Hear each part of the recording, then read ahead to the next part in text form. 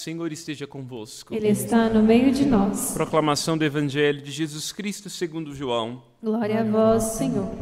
Filipe encontrou-se com Natanael e lhe disse: Encontramos aquele de quem Moisés escreveu na lei e também os profetas, Jesus de Nazaré, o filho de José. Natanael disse: De Nazaré pode sair coisa boa? Filipe respondeu: Vem ver. Jesus viu Natanael que vinha para ele e comentou: Aí vem um israelita de verdade, um homem sem falsidade. Natanael perguntou: De onde me conheces? Jesus respondeu: Antes que Filipe te chamasse, quando estava debaixo da figueira, eu te vi. Natanael respondeu: Rabi, tu és o Filho de Deus, tu és o Rei de Israel. Jesus disse: Tu crês, porque te disse, eu te vi debaixo da figueira, coisas maiores do que estas verás. E Jesus continuou: em verdade vos digo, vereis o céu aberto e os anjos de Deus subindo e descendo sobre o Filho do Homem. Palavra da salvação. Glória a vós, Senhor.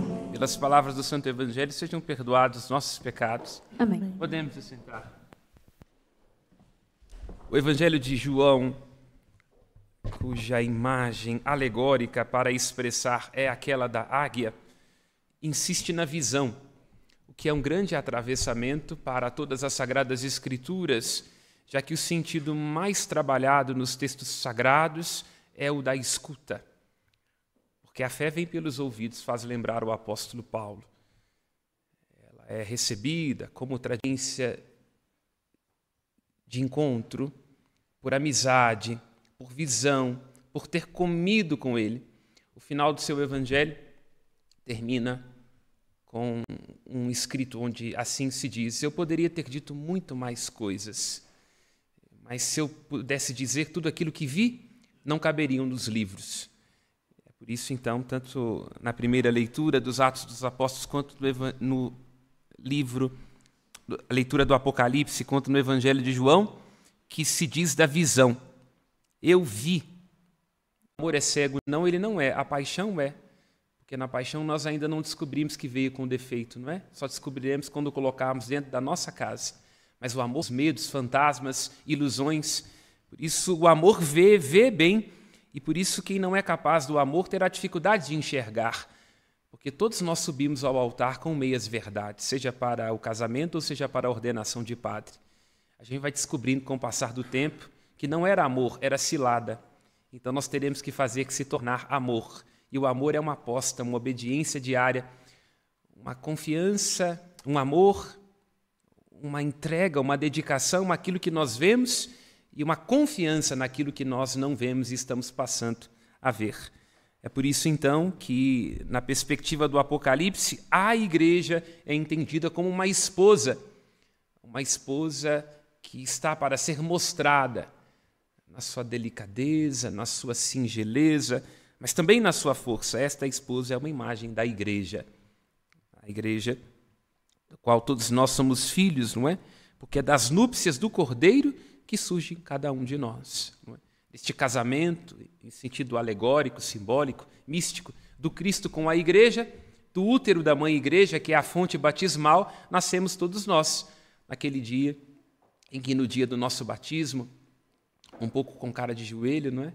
Todos nós somos feitos filhos adotivos de Deus, amados num amor eterno, desde sempre e para sempre.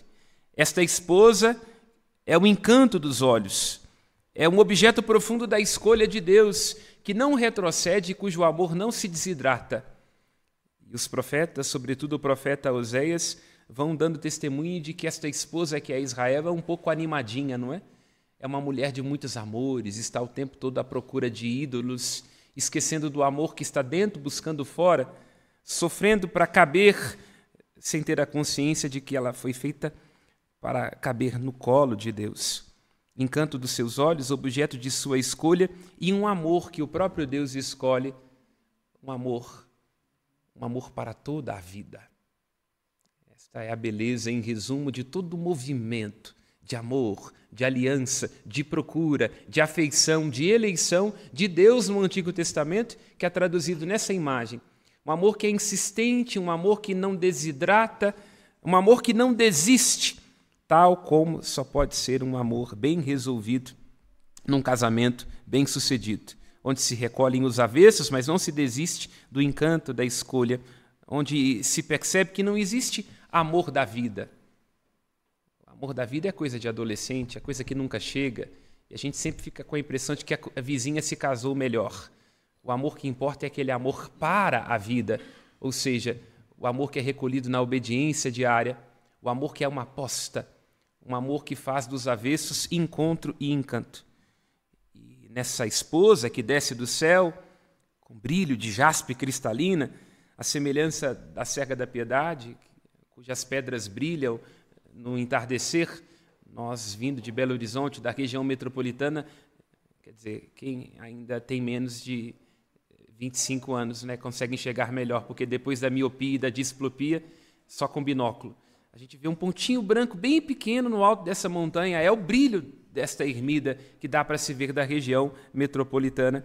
Quer dizer, como disse, quem ainda tem colágeno e não foi abandonado pelos joelhos e pela coluna. Vemos, e assim temos uma pálida noção daquilo que está dizendo o Apocalipse de São João. E o que está escrito nesta esposa, não é?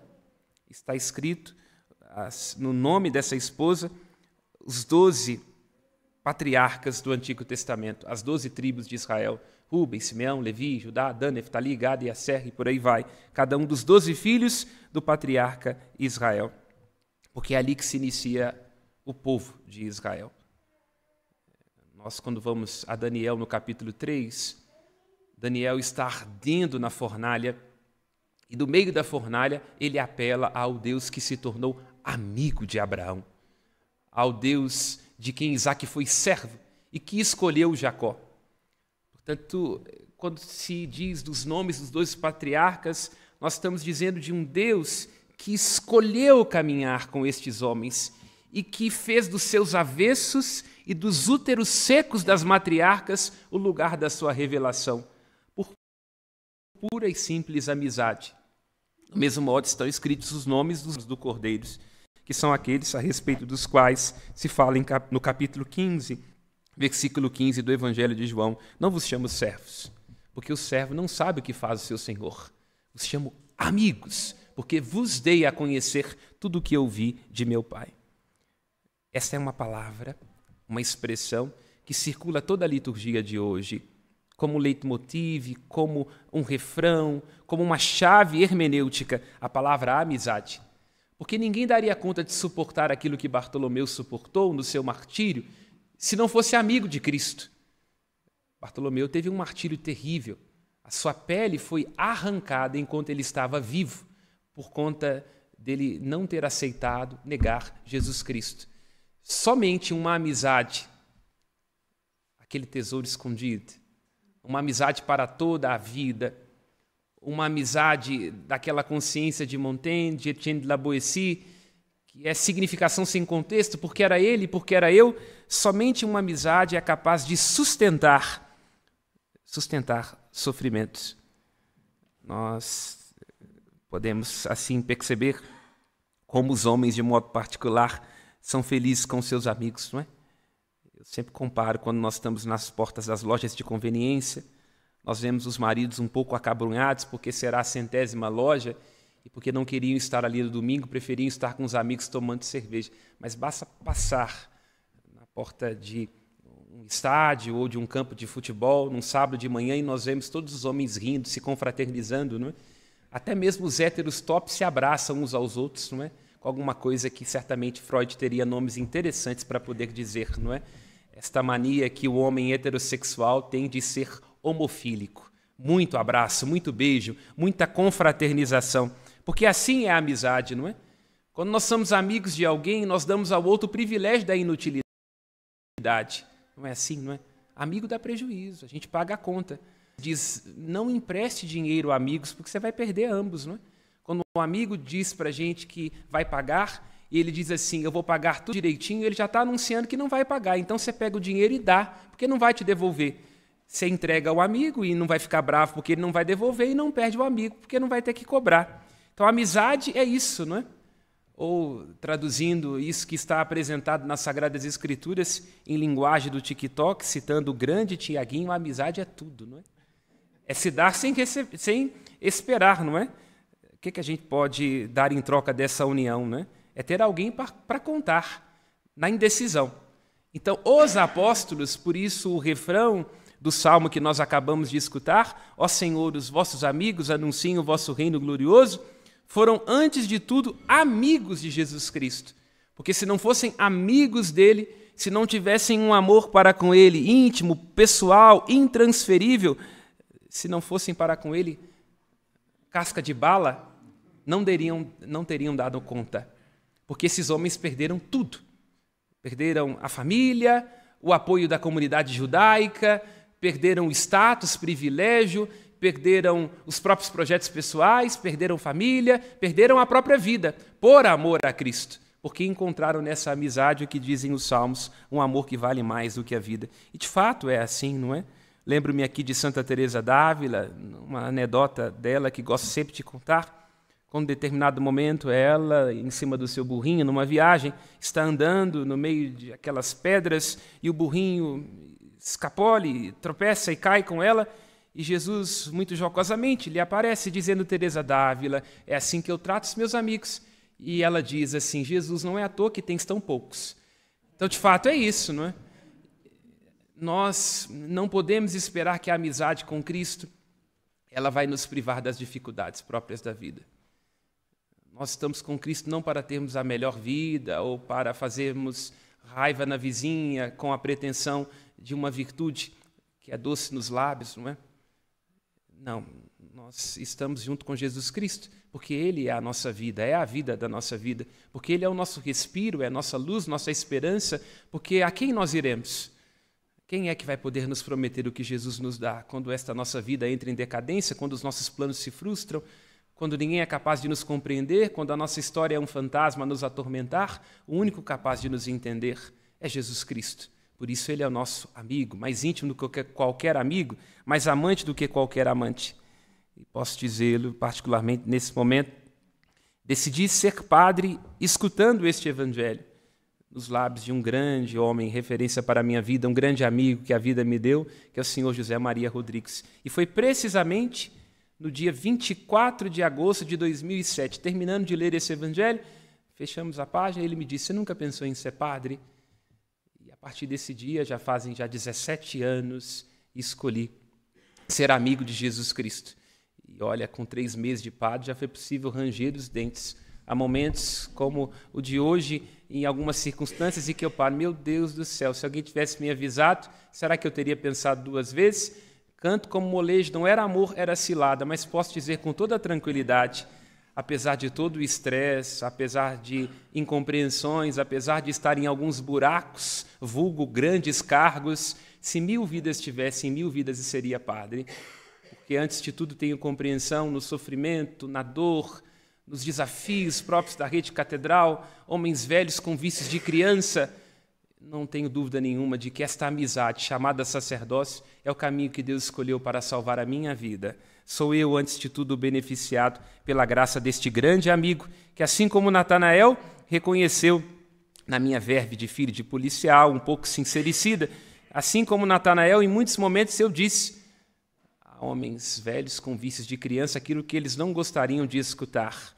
Israelita, em cuja alma há certa verdade, aquilo que diz Natanael: pode vir de Nazaré alguma coisa que presta?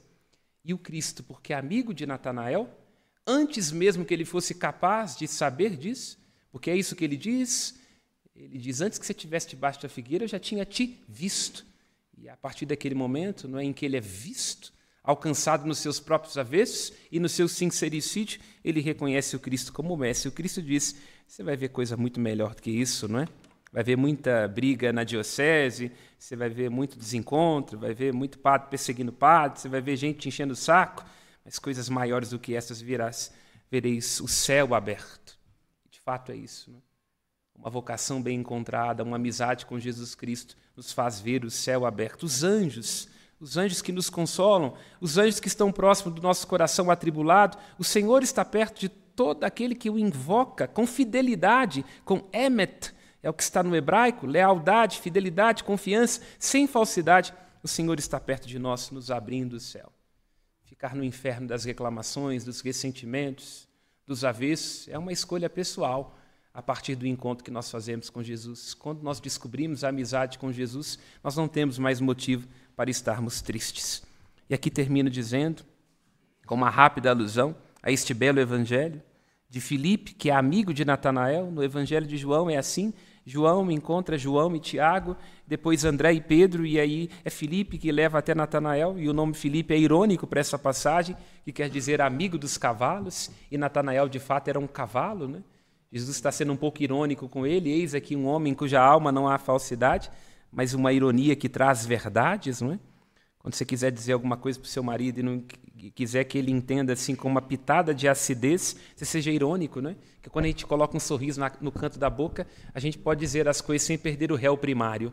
É isso que Jesus está fazendo com Natanael, está dizendo: olha só, um homem que fala demais, né? Em cuja alma não há falsidade. Aqui quero destacar, terminando esta reflexão, com a perspectiva da figueira. Por que a figueira? A figueira é, na Sagrada Escritura, uma planta símbolo da prosperidade e símbolo da paz. A figueira. A figueira, no livro do Gênesis, capítulo 3, é aquilo que os nossos nos vê, nos ama, nos quis, nos elegeu, não há nada que nos ocultar, e isto é a amizade. E aqui finalizo dizendo, Nietzsche, quando disse sobre qual é a única coisa importante para um casamento, aqui estou fechando o Midrash, amizade, casamento, figueira, Apocalipse. E Nietzsche diz: o único critério para a gente saber se a gente deve se casar ou não com uma pessoa é saber se a gente vai ter paciência para conversar com ela daqui a 30 anos, senão não se case. De fato é verdade, né? Porque somente muita amizade, aquele calor da escuta, a docilidade da voz, dar ao outro o privilégio da atenção, um casamento precisa disso. Assim também a nossa vida espiritual só pode se sustentar quando nós abandonamos as figueiras. Nossas relações só se sustentam quando nós abandonamos a figueira, porque o que sustenta um casamento, a vida de um padre, o que sustenta as nossas relações, nada mais é do que a amizade, porque a amizade é tudo. Louvado seja nosso Senhor Jesus Cristo. Louvado. Creio em Deus Pai, Todo-Poderoso, Criador do céu e da terra, e em Jesus Cristo, seu único Filho, nosso Senhor, que foi concebido pelo poder do Espírito Santo, nasceu da Virgem Maria, padeceu